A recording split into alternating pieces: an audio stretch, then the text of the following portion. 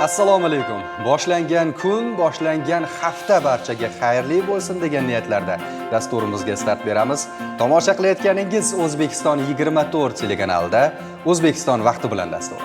Assalomu alaykum barchaga xayrli kun. Bugun haftaning ilk kuni dushanba 11-may va studiyada men Nargiz Mo'misoliyeva va hamkasbim Suhrob Xayriyev. Bugungi kunda dunyo ta'lim bozorida raqobat yildan yilga kuchayib bormoqda. Statistik ma'lumotlarga ham e'tibor qaratadigan bo'lsak, AQShning nufuzli universitetlariga kirish jarayonlari ham yildan yilga kun sayin murakkablashib, qiyinlashib bormoqda ekan. To'g'ri aytasiz, biroq yurtimiz yoshlari orasida shunday iste'dod egalari borki, ular muddatidan avval mana shunday qiyinchiliklarni yengib o'tib, xalqaro maydonda o'z o'rnini topayapti va bu albatta quvonarli holat. Zero bilim va mehnat birlashganda hech qanday masofa to'sqinlik qila olmaydi insonga. Buni Sirdaryolik bir yosh maktab o'quvchisi yurtdoshimiz misolida ham bemalol aytishimiz mumkin. Va ilk lavhamiz qahramoni okean ortidagi nufuzli oliygoh talabasiga aylangan yosh iste'dod haqida. Batafsil hozirgi reportajimizda ko'rib bilishingiz mumkin. Marhamat. Xabarning qanoti bor deyishadi. Yana bir quvonchli xabar bizlarni Guliston tumanidagi 1-sonli umumta'lim maktabi sari chorladi. Gap shundaki, ushbu maktabning 11-sinf o'quvchisi Sardor Xoligitov o'z bilimi va intilishlari bilan xalqaro maydonda katta natijaga erishdi. U Amerika Qo'shma Shtatlarining universitetiga muddatidan oldin o'qishga qabul qilindi. Zamonamiz yoshlarining bilimga intilishi, dunyoqarashi kengayib borayotgani va mehnat bilan erishilayotgan yutuqlar ko'lami tobora ortib borayotganini yana bir yorqin misol tasdiqlab berdi. Guliston tumanidagi 1-sonli umumta'lim maktabida tahsil olayotgan 11-sinf o'quvchisi Sardorbek Xoligitov o'zining bilimdonligi, tirishqoqligi va qat'iy maqsad sari intilishi bilan katta natijaga erishib, AQShning nufuzli oliy ta'lim muassasalariga muddatidan oldin o'qishga qabul qilindi.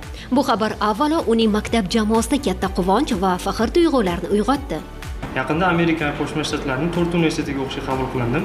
Bular Colorado shtat universiteti, University of Minnesota, Penn State universiteti va Drake universiteti. Bulardan eng reytingi balanti Penn State va University of Minnesota. Penn State universiteti dunyoda 80-o'rinda turadi va University of Minnesota aynan meni soham bo'yicha, ya'ni tanlagan soham computer science, shu soha bo'yicha top 20 da turadi. Va men o'qishni rejalashtirgan universitetim University of Minnesota. Ya'ni tanlagan soham computer science. Texnologiya kundan kunga rivojlanib borayotgani sababi, texnologiya va aynan mana shu sohada chet elda tanilmoqni ko'zladim, chunki aynan O'zbekiston nomini global bozorda tanish uchun ham aynan chet el universitetlarida o'qish juda muhimligini tushundim va shu sababli Amerika Qo'shma Shtatlarini tanladim, chunki Amerika Qo'shma Shtatlari bu texnologiya bo'yicha eng ilg'or mamlakatlardan biri.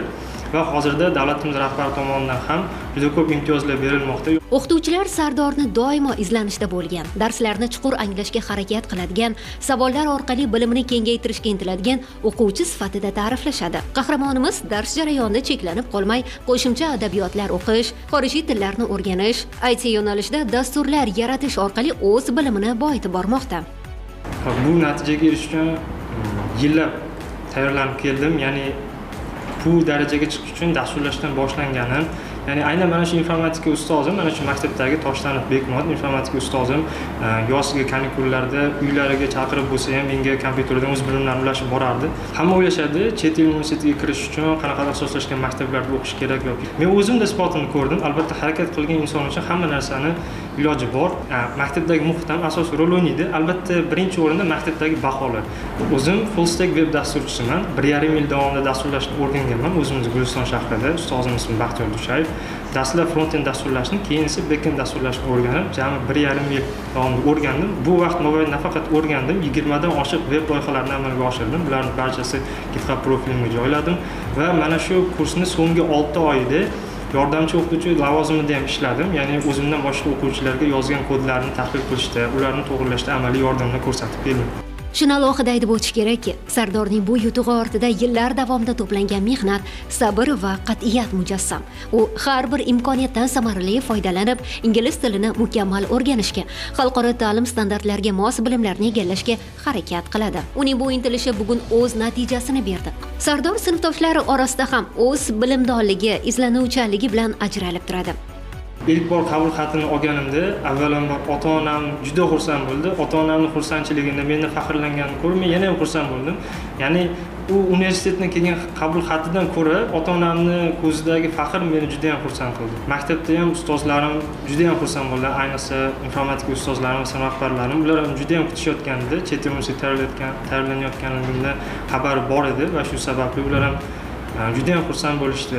Yoshlarga asosiy e'tibor yoshlarda desak ham bo'ladi. Davlatimiz rahbari har yig'ilishlarida, har yangiliklarda yoshlarni tilga olishadi. Ularga imkoniyatlar yaratib berish bo'yicha ham doimiy ravishda izlanishlar, sa'y-harakatlar olib bormoqda. Shularning natijasida ham mana barchamizga ma'lumki, chet el universitetiga kirayotgan yoshlar soni juda ham tez o'smoqda. Albatta o'qishni tugatgach O'zbekistonga qaytish niyatim bor. Sababi meni barcha kelasi rejalarim va maqsadlarim albatta hammasi O'zbekiston bilan bog'liq.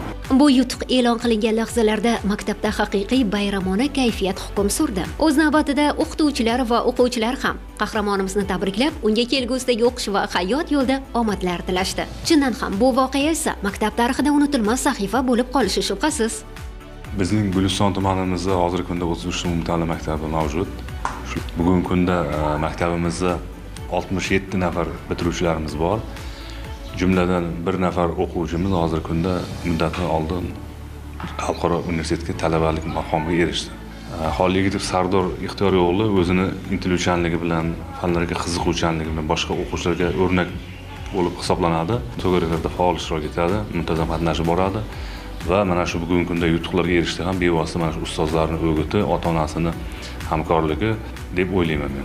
Sardor Xoligitovning hikoyasi esa ko'plab tengdoshlarga ilhom bag'ishlaydi. U oddiy maktab o'quvchisidan xalqaro universitet talabasi darajasiga yetish mumkinligini amalda isbotlab berdi. Aslida ham eng muhim jihati shuki, maqsad qo'yish va unga erishish yo'lida to'xtamasdan harakat qilishdir.